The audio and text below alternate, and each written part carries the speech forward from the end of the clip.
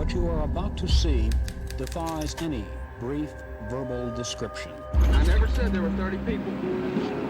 I said 24. Perhaps as many as 30 teenage boys brutally tortured and buried in and around the Houston area. It would almost appear to be fiction. We got bodies here, we got bodies there. Scripted with the full intention of shocking readers over and over again. On August the 8th, obviously 1973, Dean Corll was shot and killed by Elmer Wayne Henley at his house in Pasadena. To begin with, he wanted to kill me. Once that investigation started rolling, it turned into something just more than strictly a homicide. Do you think many of them went under any torture? Well, when you're fooling with a nut like this, that's a pervert, you can expect most anything. Things they did to these boys were the most horrendous things that no one should ever have to go through. It was just simply brutal. Elmer Wayne Henley confessed, along with another young man, David Brooks, to helping Dean Corll engineer a long conspiracy of murder to kidnap young boys and kill them, which led them here to Silver Bell Street. Initially, I think there were 17 bodies found here. I do vividly remember us searching for him. I didn't think it would still be this painful, this far out, but I guess it will. People say that time has a way of healing. It does. But always a scar. It is a look at what regrettably may become the most sordid story in the annals of American crime. So many lives involved, so many killed over such a long period of time, and all of it going undetected. Just anonymously buried or dumped somewhere and just left. We know there's more bodies of young boys out there somewhere. Henley, Brooks, and Corll, they're generally credited with at least 28 murders. Their nickname that they're given still to this day is the Houston Mass Murders. The word serial killer wasn't even coined. It didn't even exist. Get your pictures. The fact that these three found each other, met each other, collaborated in one of the largest serial killings in this country's history still to this day resonates with so many people.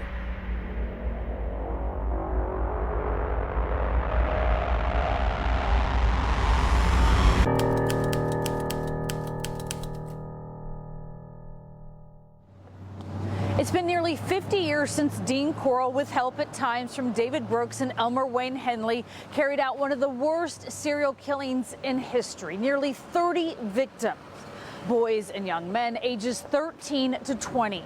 Many people involved in the case have since passed away. Some have even taken their own lives due to the weight of the gruesome crimes. Many loved ones have also died, still wondering why their son or brother was taken away in such a horrific manner. Only one set of parents is still alive today, the mother and father of the last victim, the first to be found. We lived in a very tight-knit neighborhood. I mean, we knew all the families on both sides of the street. It was August 1973. Richard Nixon was president, The Exorcist was big at the box office, and on the southeast side of Houston, life was seemingly safe and slow. It was very normal to be outside and, James Stanton Dramala, the oldest child of Elaine and James Dramala. We went to church every week. We,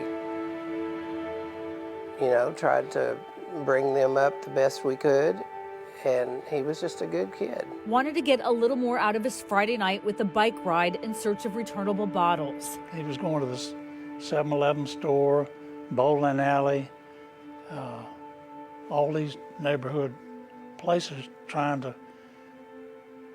muster up enough bottles to turn them in to make more money to take his girlfriend out. It was a noble endeavor, and the last Friday with his family.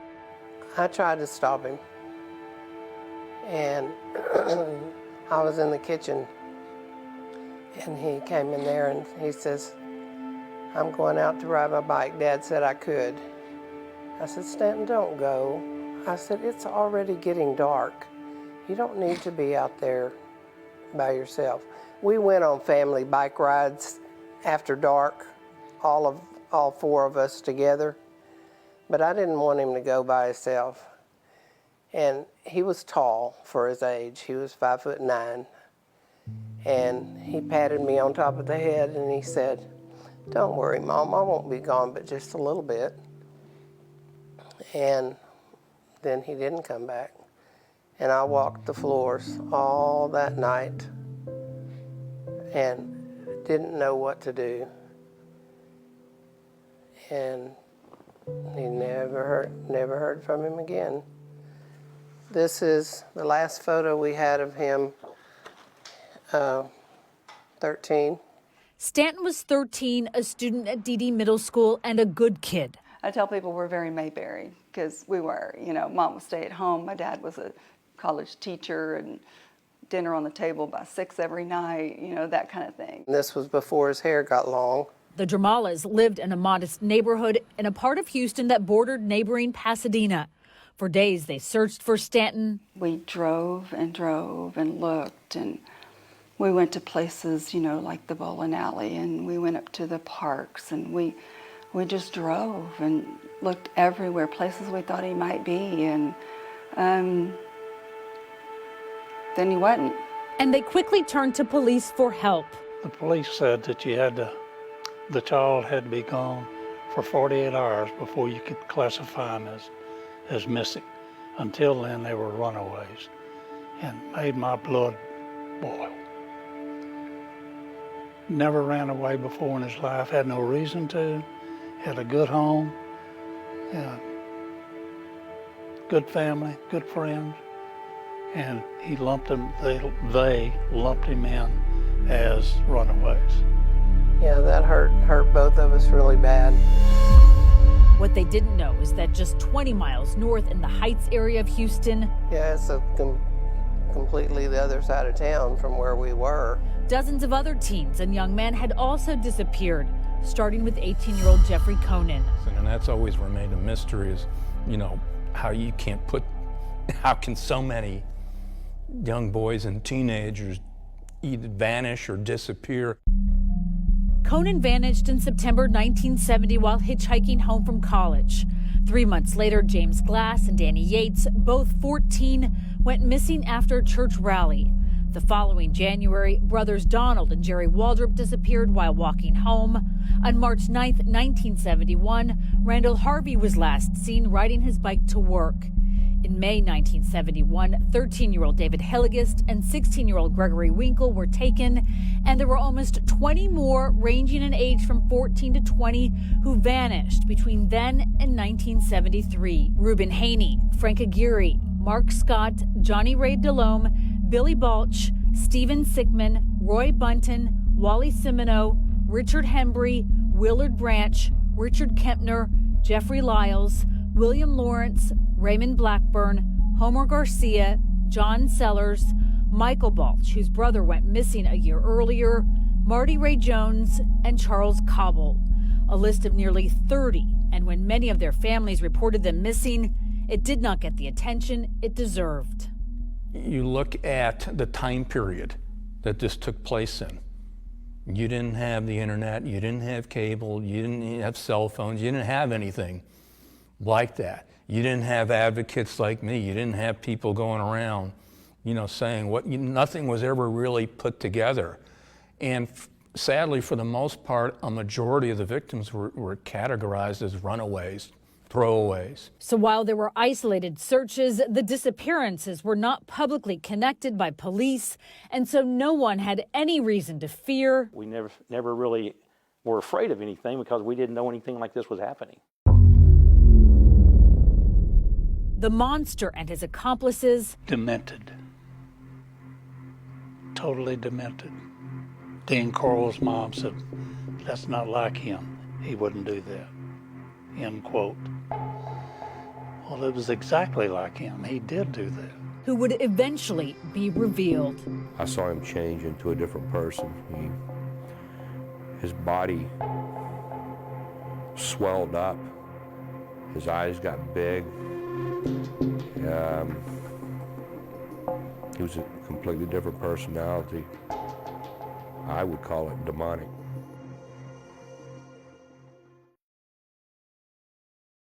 you're fooling with a nut like this, that's a pervert, you can expect most anything. Or they use instruments and a rack and so forth for their sex acts. Good evening. Profile, a Houston tragedy, is only a title, for what you are about to see defies any brief verbal description. It is a look at what regrettably may become the most sordid story in the annals of American crime. Perhaps as many as 30 teenage boys brutally tortured, murdered, and buried in and around the Houston area. In August 1973, an unbelievable scene. There was nothing but grass and dirt, and there were a bunch of cars, and I remember going into the boat sheds. It was just mud on the ground. There wasn't any pavement in the ones I went in, and there were just holes dug everywhere, and there were people digging everywhere. And it was getting dark when they were still pulling bodies out, and they were pulling, half bodies out and whole bodies out, and it was just a dark, scary feeling at that point, at night when it was getting nighttime, wondering how long this was going to go on, how many they would find. A 17-year-old named Elmer Wayne Henley Jr. led police to this mass gravesite after a bizarre confession. Picked up, or I helped him get, rather. And he raped him, ended up killing him, brought him down here and buried him. Dean Arnold Corll, shy and serious as a child, a sadistic murderous mastermind as an adult. He used his mother's candy business to endear himself to the neighborhood children. Dean Corll was given the Candyman because he gave out candy to the neighborhood, and he had a candy shop. In the mid-1960s, Corll Candy Company sat across the street from Helms Elementary in the Heights area of Houston. Corll's mother started the business. He carried it on, only leaving for a 10-month stint in the United States Army.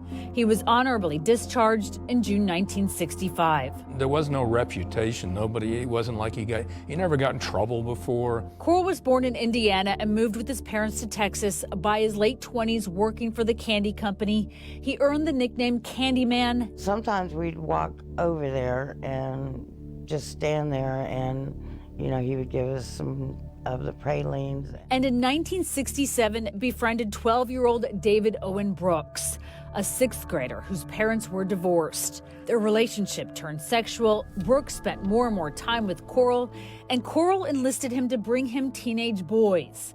In return, he paid Brooks in cash and with a Corvette. He was a strange guy. He gave David a Corvette, and David was riding around in his Corvette, and everybody was wondering, why did David get a Corvette?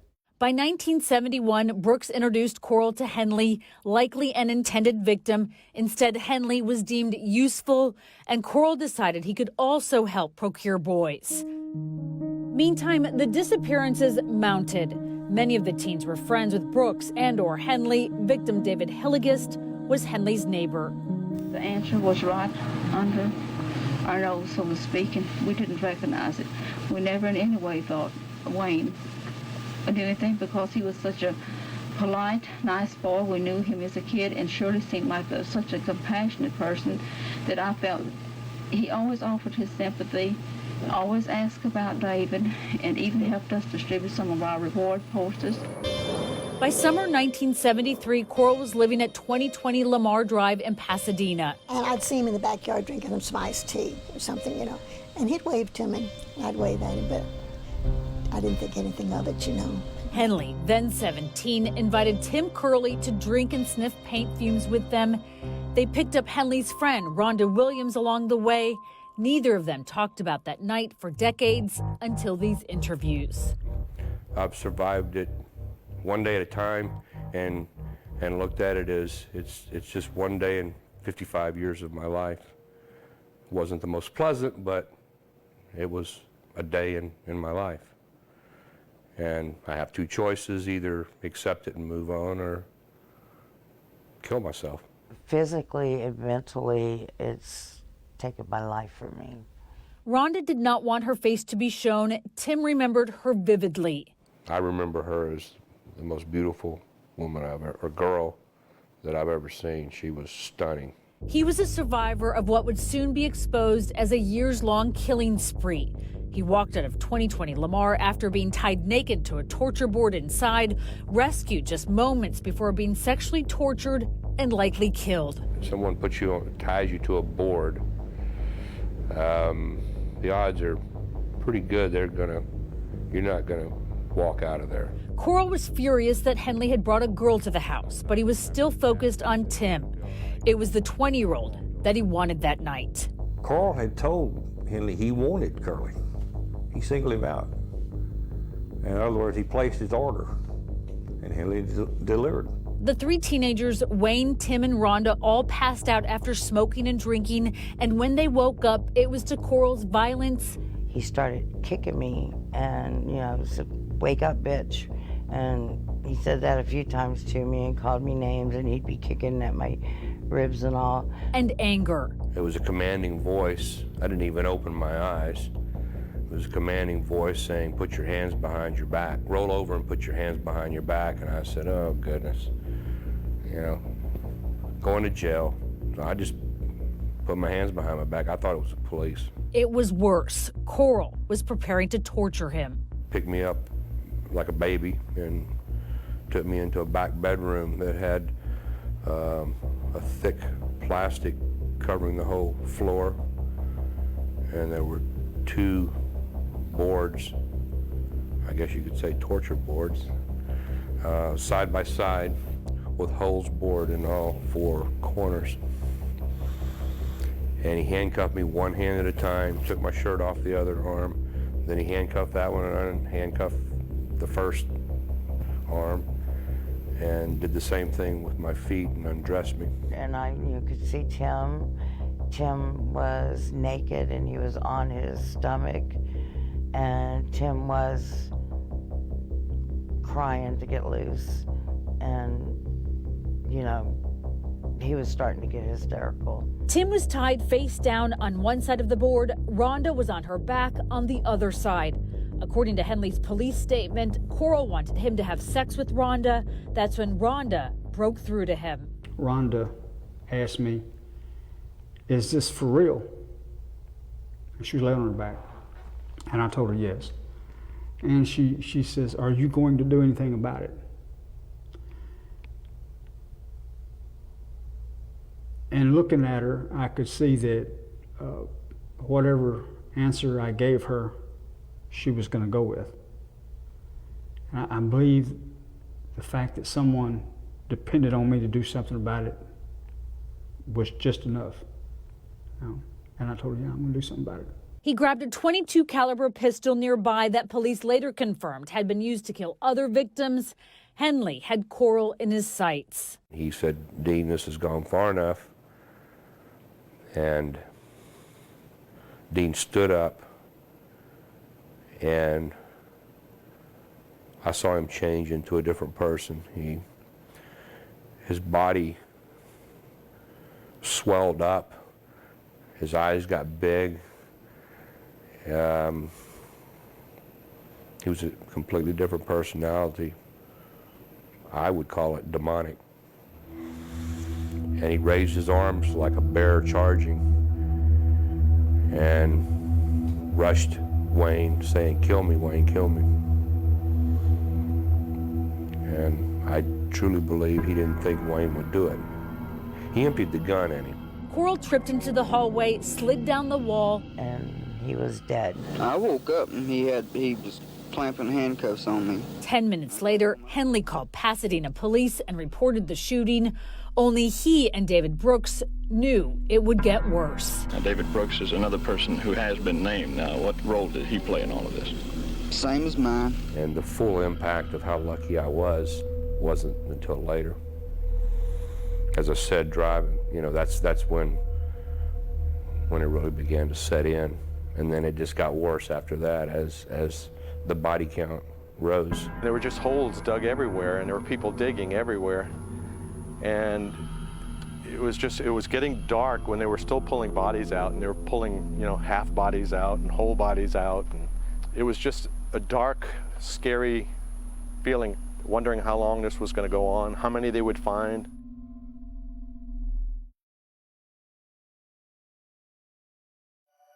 I was hollering at him.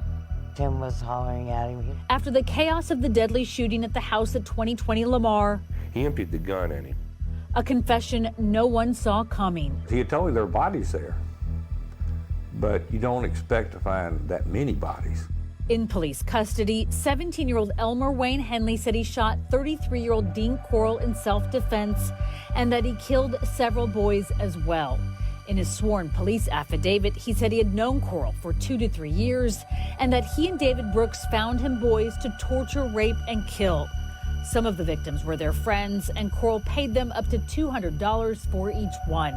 Henley also said he could show them where they were buried. I was a kid. I was only 18 years old, and I don't think I was really ready to see something like that. Bob Jackson was just starting out in TV news when he got the assignment that took him to Southwest Boat Storage on Silverbill. Henley was there with police, showing them where some of Coral's victims had been buried. It was there that Henley made his first phone call to his mother in custody. Elmer Wayne Henley spoke those words that I don't think anybody will ever forget. Mama, I killed Dean. Mama, I killed Dean. Detective David Milliken was the lead on the case. We went inside and you could see some of the dirt was bounded up in one place. It was kind of dried and cracked, so we started scooping it away and we found the first victim. In all, the bodies of 17 boys and young men were unearthed here in varying states of decay. Many had been wrapped in plastic, they had been shot or strangled, they died horrible deaths. It was just simply brutal. It was not an easy death. It was agonizingly and painful, and it took a long time, and then they were just anonymously buried or dumped somewhere. David Brooks turned himself in the next day, and Henley opened up even more. For the next 4 days, Brooks and Henley accompanied police to the beach at High Island, where they found 5 bodies. A 6th was found in 1983, and to the woods at Lake Sam Rayburn, where they found 4 victims. He started to tell me, first off, that there were more bodies, not only in that boat stall, but there were some on High Island and some up close to Lake Sam Rayburn. And then I said, give me some names, give me the names that you know. So he started telling me, we got this boy and we shot him, or we got that boy and we strangled him. And he remembered names and how they were killed. How would you classify this series of crimes? Just like I said a while ago, a hell of a sadistic type of a clown that'd pull something like this. Local news crews had incredible access. Back then, there was no police tape. We could go wherever we wanted. We were right there. I was right next to a grave site, looking down. To this day, I try not to think about it. It bothers me, something that gruesome you don't want to share with other people. Brooks denied his involvement in the torture and murders, but admitted to being present during some of them. Henley confessed to participating in as many as 9 killings. They would lure the victims with a ruse or the promise of getting high. Coral would use instruments and equipment to torture and kill them. At nearly 30 victims, it was the worst case of serial murder in the United States. Houston Police Chief Herman. Police were criticized for missing patterns. There was no pattern in these runaways at all. There's just as many runaways in other areas of the city as there are in the Heights. For instance, in 1972, in the Heights area, we've recorded 187 reported runaways, which is no higher than some other areas of the city. I'm sorry that I decided to leave. The victims were often classified as runaways, and sometimes their parents or friends would get phone calls or letters. Hope you understand, but I had to go. They had him write a ransom note to us. To fool them. Stanton Dramala was the first victim found at the boat shed. They could have acted more expeditiously than call him a runaway. It seemed like there's, at that time, should have been more slots that you could have put the guys in. Runaways, stolen, lost, murdered. There's a lot of categories they could have been put in, but instead they only had 2, runaway or missing. That was hurtful. Oh yeah.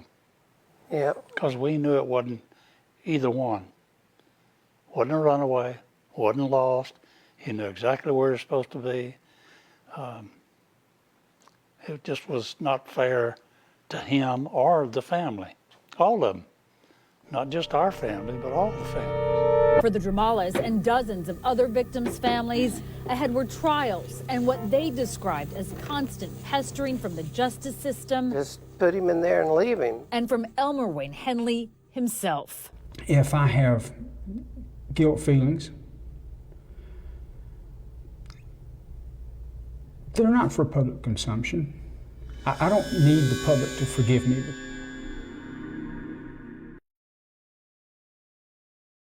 The trail of graves stretched into the piney woods. You told me there are bodies there, but you don't expect to find that many bodies. And we started digging, and the more we dug, the more we found. And they started mounting up. On August 8th, 1973, one homicide revealed more than 24 more. He's a monster. They all were monsters. 17-year-old Elmer Wayne Henley and 18-year-old David Owen Brooks signed confessions, admitting to their involvement with Dean Corll, and they led police to the victims' bodies. By the following month, a Harris County grand jury had indicted Brooks for a total of 4 murders and Henley for 6. The indictments did not include Corll's death, which had been ruled self-defense. Henley and Brooks were tried separately. Henley's was first. His trial relocated to San Antonio, where the jury saw the torture board and the testimony was graphic. Henley was convicted on all charges and sentenced to 6 consecutive 99-year terms. An appeal won him a retrial 4 years later, during which he was again found guilty, but his sentence this time was 6 concurrent 99-year terms. Brooks was also found guilty, but only of 1 murder and sentenced to life in prison. The death penalty was not an option. That was that little window gap that you had where the U.S. Supreme Court ruled the death penalty unconstitutional. So you couldn't even seek the death sentence, whom obviously, if you support the death penalty, this is why we would have a death penalty, is for someone who's responsible for the death of 28 young boys. Tried to portray itself as a victim. The Dramalas participated in Henley's trial and were glad to get it over with. They still had Stanton's younger sister to raise. It's affected me in a lot of aspects of my life. First off, just how they continued to raise me after this happened. They became extremely protective. Within 6 years of Stanton's death, Brooks was eligible for parole. Henley came up a year later. For the Dramalas, their suffering was compounded. Well, they were staggered. Henley was one, Brooks was the other. And when we got through with Brooks, we had to fight for Henley. Got through with Henley, Brooks was coming back. So we lived this nightmare over and over. Sort of like a bad film. Just keep reliving it. And while Brooks stayed private, Henley marketed his art, even selling out a gallery show within minutes as he sat behind bars. And he often gave vague and unremorseful interviews. This is him. You can't change the past. And to constantly dwell on the past leaves you in the past. In 2008. What happened to those people was terrible. And to make anything less of it by making it a daily conversation, I think would be belittling. Well, I've been very upset with Henley many times over the years at interviews he's done and things he's said and things his parents, well, his mother, I don't know about his parents, but his mother, I've never seen his daddy, so I don't know, but he, and him trying to sell his art. All of it part of the ongoing pain for nearly 50 years. That's the reason I asked you the other day, do you have any children? Because it's tough. It's tough to bury a child. It's supposed to be the other way around. They're supposed to be burying you So, it's tough.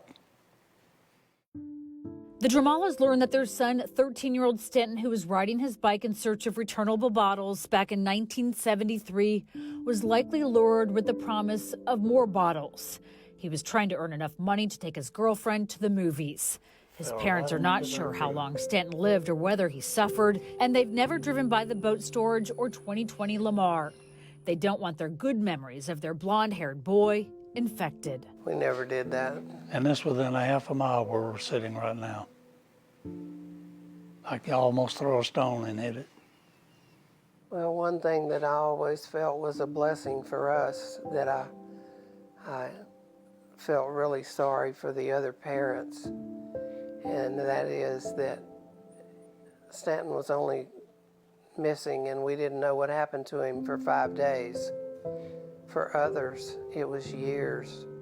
Stanton was the first boy found. The Dramalas chose to stay near the memory of their son. This is Elaine Dramala in 1983. You used to cook and supper for 4, and suddenly it's only 3. You find yourself baking 4 potatoes, setting 4 plates, and then crying over the fact that you did.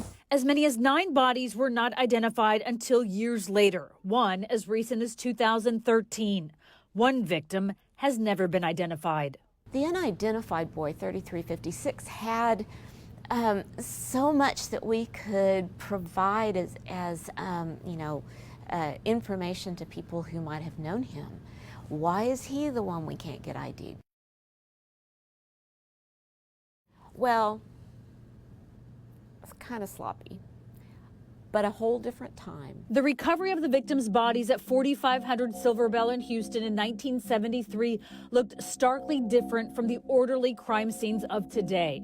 Local news coverage showed jail trustees digging up shallow graves and carrying out remains. It's been so many years. Photographer Bob Jackson was there that night. I couldn't believe what we were seeing because there was just so many people running around.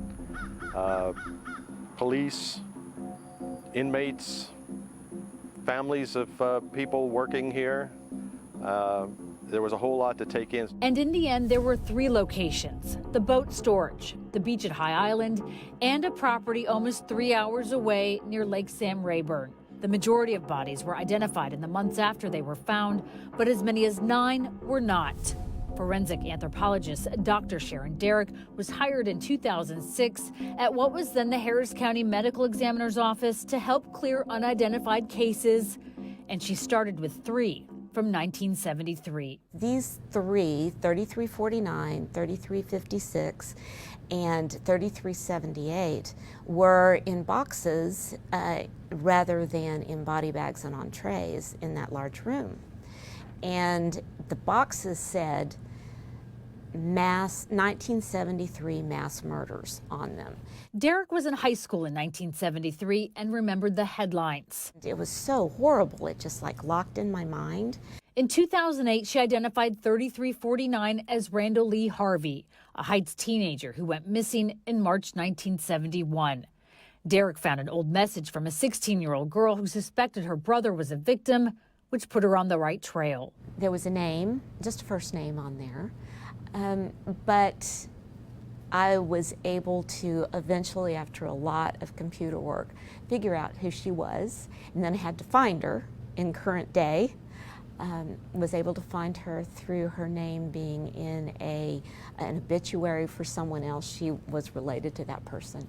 And it just went on, and finally I found her, and she also had a sister, and they both submitted DNA specimens. 9 months later, the results were in, and Derrick delivered the news. It's like it just happened. And they were grateful. They were so kind to me, but they were very, very sad. In 2010, 3378 was identified as 15-year-old Michael Anthony Balch, who disappeared in July 1973. His brother Billy was also murdered by Coral a year earlier. For decades, their family thought the 2 sets of remains buried here at this Houston cemetery belonged to the brothers until an exhumation in early 2011 proved them wrong.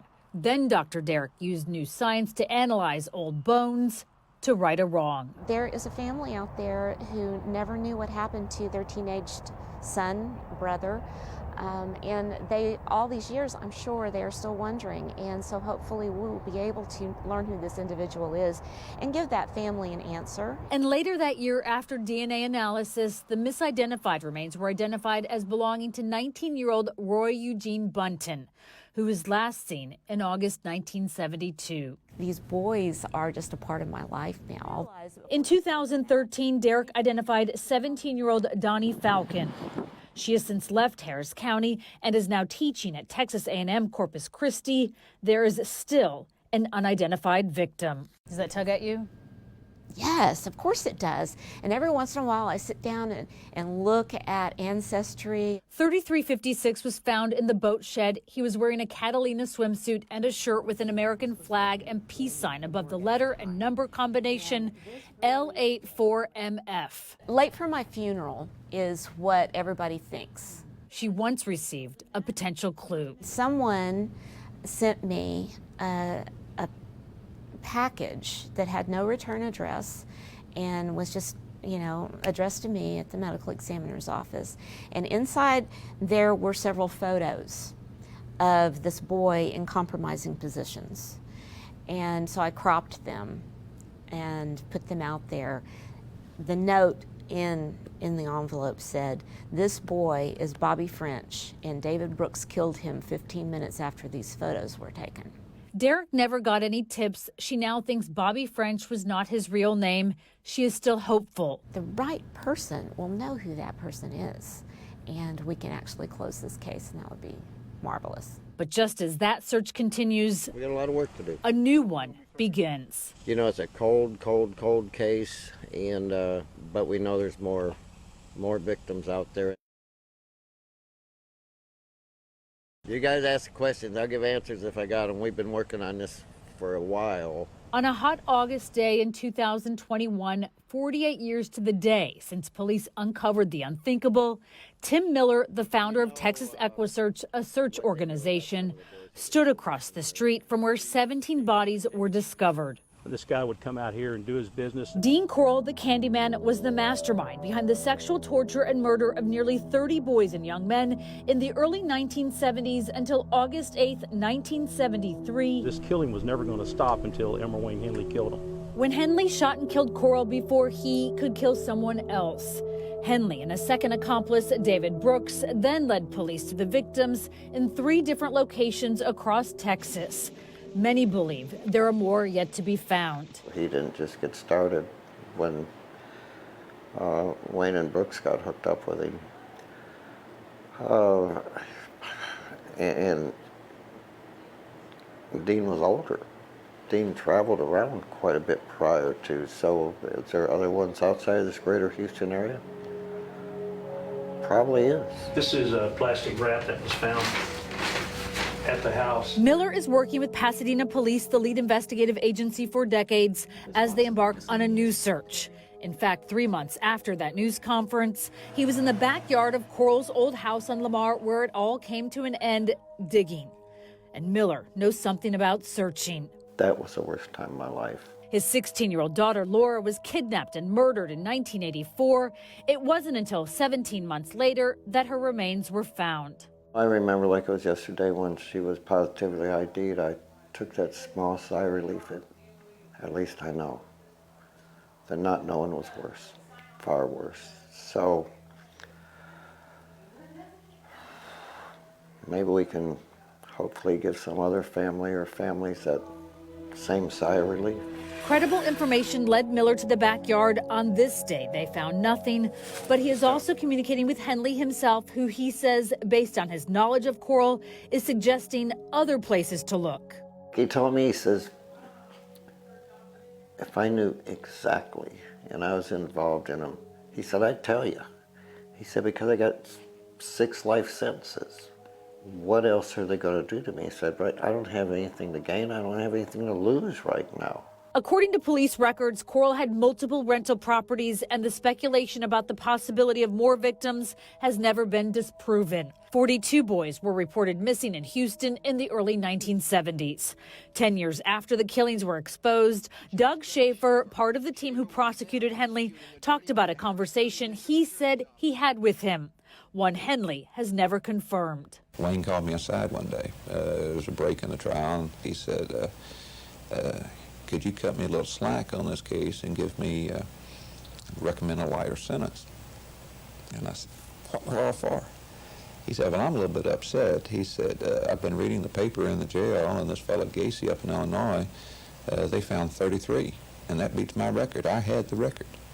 And he said, what you folks didn't know, and you haven't found yet, says, I've got about 10 more bodies out there, and I'll tell you where they are if I can get my record back, and you'll give me something cut on my time. The deal was never done. Elaine and James Dramala's son Stanton was the last victim. Yeah, I think if there's any chance of overturning a stone to find more answers for those people that are still missing their child or children, use it. Definitely use it. Brooks, who had other illnesses, died at a hospital from COVID-19 in 2020. He was 65 and still serving a life sentence. Henley remains in prison. He was last denied parole in 2015. His next scheduled parole review date is October 2025. Probably the next one that we have may very well be our last one, because we're no spring chickens. The Dramalas, their daughter Michelle Wilson, and victims advocate Andy Kahn were part of the driving force behind a change in Texas law. Prisoners serving a life sentence for a capital offense once came up for review every 1 to 5 years. The Dramalas felt re-victimized by Brooks and Henley every time. Henley and Brooks have been reviewed for parole over 20 times, every 2-3 years. And it made zero sense because, like I said, let's be honest, you're not going to parole a serial killer unless you want a career death. It's just not feasible. So why are we putting these families through this needless pain, grief, and agony and emotional turmoil every few years when this is what we call a no-brainer? In 2015, the law changed. Talk about the ironies of ironies. It's almost like the crime god said, you know, congratulations, you did this. And oh, by the way, guess who's going to be the first person reviewed under this new law? It was Elmer Wayne Henley. The set-off is now 10 years. That to me is a win-win-win, and that makes me feel good about a lot of the pain because I'm helping other people. Yes, that was a great day. It lightened our load. With each at 80 years old, Yep. the Dramalas are the only parents still alive to fight Henley's parole.